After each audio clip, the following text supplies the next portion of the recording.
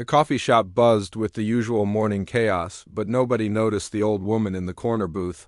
Her weathered hands trembled slightly as she lifted her cup, the steam rising past eyes that had seen too much.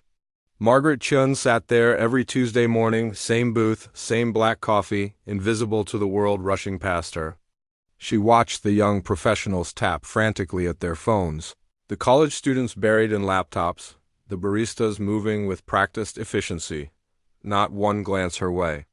At 83, she had grown accustomed to this peculiar invisibility that came with age. The world had decided she was no longer relevant, no longer worth seeing. Margaret thought about her granddaughter's words from last week. "Grandma, you should tell people about your past. You're so interesting." But Margaret had only smiled and changed the subject. Some stories were meant to stay buried, locked away in the chambers of a heart that had learned silence was often safer than truth. The bell above the door chimed, but Margaret didn't look up. She was lost in memories of another life, one where she had been very much seen, very much needed. A life where every decision carried the weight of someone else's survival. "Excuse me, ma'am." The voice was deep, authoritative. Margaret glanced up to see a tall man in military dress uniform standing beside her table. 4 stars gleamed on his shoulder boards. The entire coffee shop had gone silent. Then the general did something that made Margaret's coffee cup freeze halfway to her lips. He came to attention, his posture rigid and perfect, and delivered a crisp, formal salute. "Captain Chun," he said, his voice thick with emotion. "It's an honor." Margaret's hand shook harder now, but not from age. From the flood of memories she had kept dammed for decades.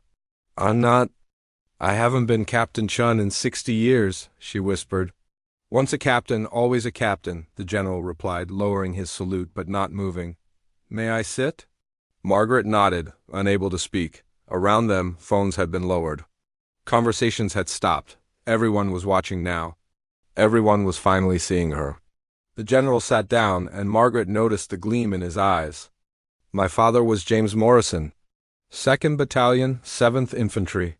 Korea, 1952. Margaret's breath caught. Korea, the frozen hills, the blood on snow, the impossible choices. "He told me about you before he died," the general continued. "He made me promise that if I ever found you, I would thank you. You saved his life." "I was just doing my job," Margaret said automatically. The words she had repeated 1,000 times to herself when the nightmares came. "No," the general said firmly. "You were doing far more than your job. My father told me how you volunteered to stay behind when your unit was evacuating, how you refused to leave the wounded.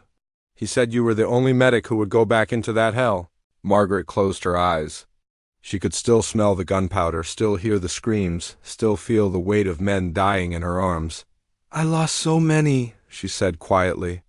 "But you saved 43, the general said. 43 men who came home because you wouldn't leave them. 43 men who had families, careers, lives. My father had 6 children. 17 grandchildren, 22 great-grandchildren. All of us here because you risked everything to drag a wounded soldier through enemy fire." A tear rolled down Margaret's cheek. She had never known the numbers, never knew who made it home.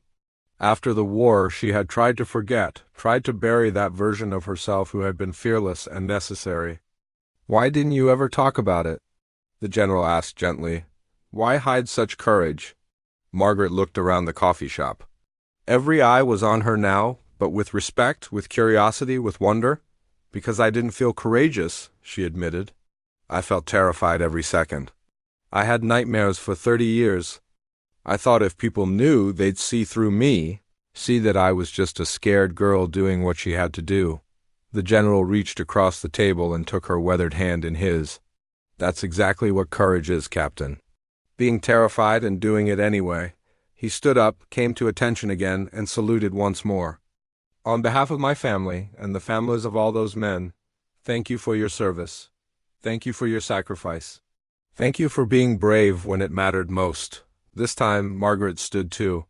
Her body might have been old, but for a moment she stood with the posture of the young captain she once was.